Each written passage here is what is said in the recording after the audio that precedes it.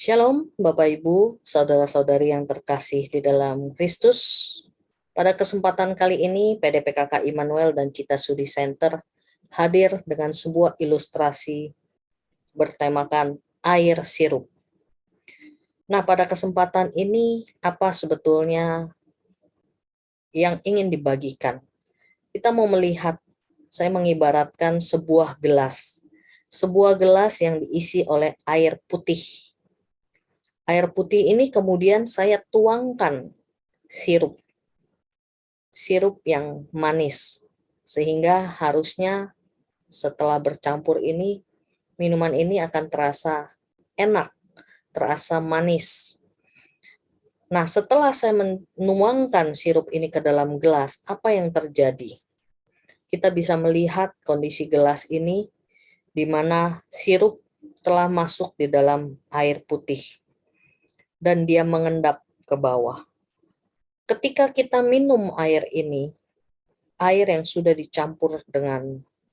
dituangkan dengan sirup ini, apa yang kita rasakan? Apakah kita merasakan nikmatnya sebuah air sirup, enaknya sebuah air sirup yang terasa manis? Kita tidak akan merasakan itu. Kenapa? Seperti yang kita lihat di gambar. Ketika sirup itu dituangkan ke dalam air putih, sirup itu akan pelan-pelan dia mengendap ke bawah. Sehingga kita lihat di atasnya itu sisa air putih. Sehingga ketika dalam kondisi demikian kita minum, yang kita rasakan apa? Air putih. Nggak ada rasanya, ya rasa air putih. Nggak ada manisnya, sirupnya tidak akan terasa.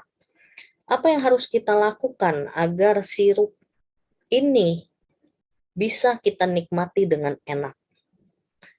Kita harus mengaduknya, sehingga air sirup yang tadinya sudah kita tuang ke dalam gelas itu akan bercampur menjadi satu dengan air putih tersebut.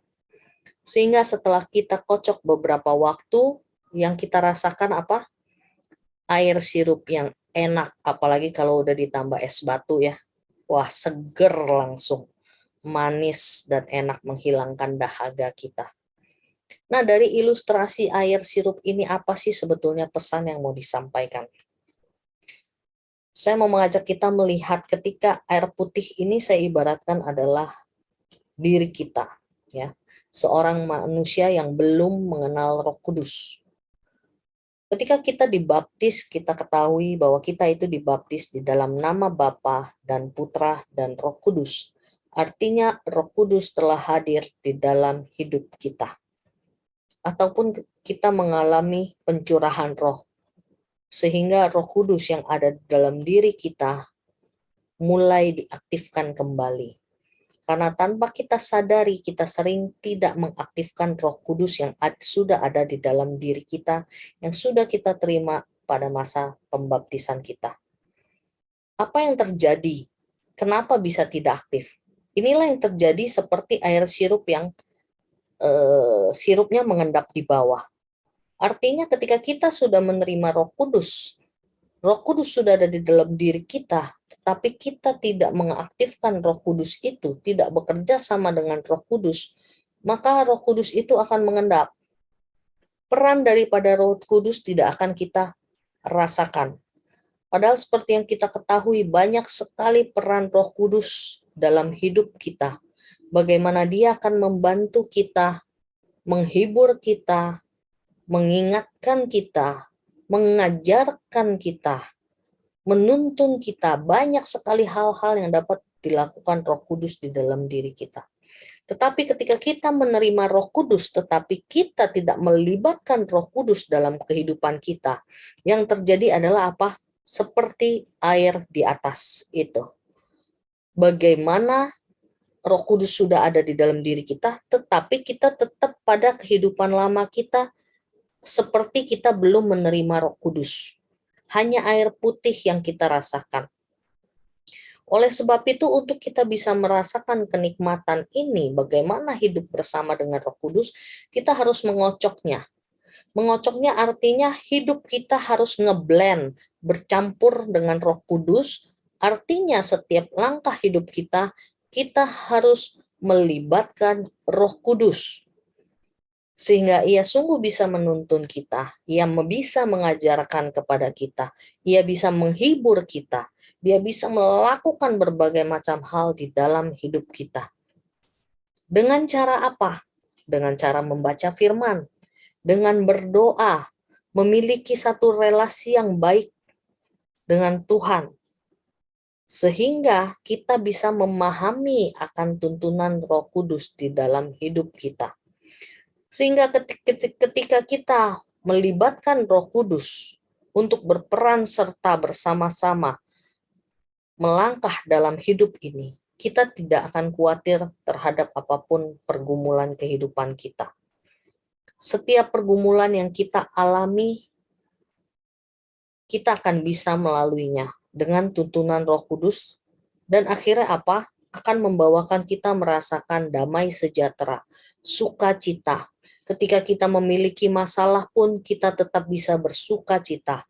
Kita tetap bisa menolong orang di saat kita lemah. Itulah kekuatan yang diberikan Roh Kudus. Ia akan mengingatkan kita ketika kita sudah mulai berjalan di luar jalur Tuhan. Dia akan mengingatkan kita dan menarik kita kembali. Begitu banyak peran Roh Kudus di dalam hidup kita.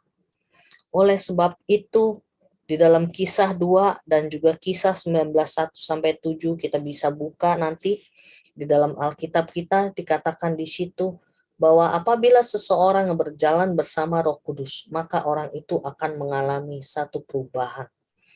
Kita tidak lagi hidup di dalam kehidupan lama kita.